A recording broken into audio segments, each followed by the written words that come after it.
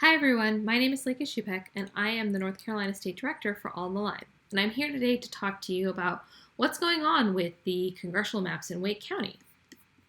All right, so looking at this map now, our congressional maps along with all of our other electoral maps were redrawn in 2021. And what's happened in Wake County in the congressional districts is that it's clearly been split up into 3 separate districts. Now, population changes are why we redistrict maps. However, by population, Wake County did not need to be split into 3 different districts. We draw districts so that population is roughly equal. However, Wake County actually only needed to be split once to maintain equal population. So let's look a little bit closer at what's happening to the cities inside of Wake County. So as you can see in this map, this has the municipal boundaries of different cities in Wake County. So Raleigh is in mostly the yellow district. Cary and Apex are mostly in the green district. And southern Wake cities like Holly Springs and Fuquay-Varina are in that brown district. So let's zoom out a little bit. So now you can see the whole map and you can see that that yellow district takes up most of Wake County and is within Wake County. You have the green district with Cary joined to Durham and Orange counties. And then you have the brown district, which is southern Wake, plus a lot of different areas to the west, going all the way to Davidson County.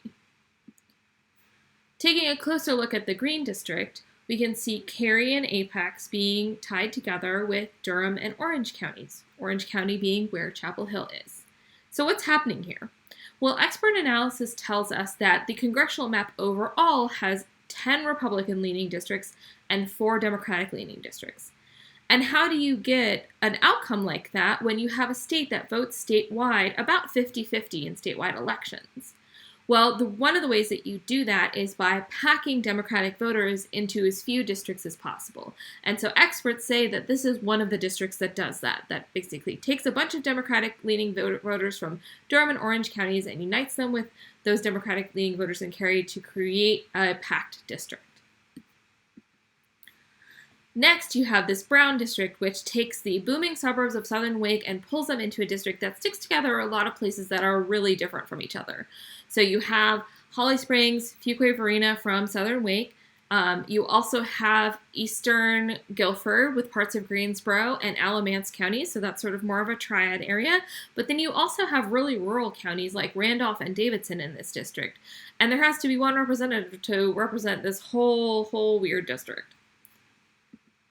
So pulling back a little bit, this is important because representatives for U.S. Congress set national policy for things like education, funding, healthcare, voting rights.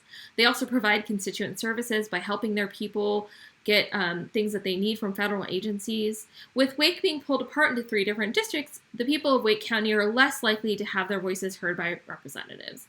And particularly for those people who live in southern Wake, their votes are highly outnumbered in that really large district. And so they will likely not be able to hold representatives accountable at the ballot box and get someone who does represent them if their representative doesn't represent them adequately.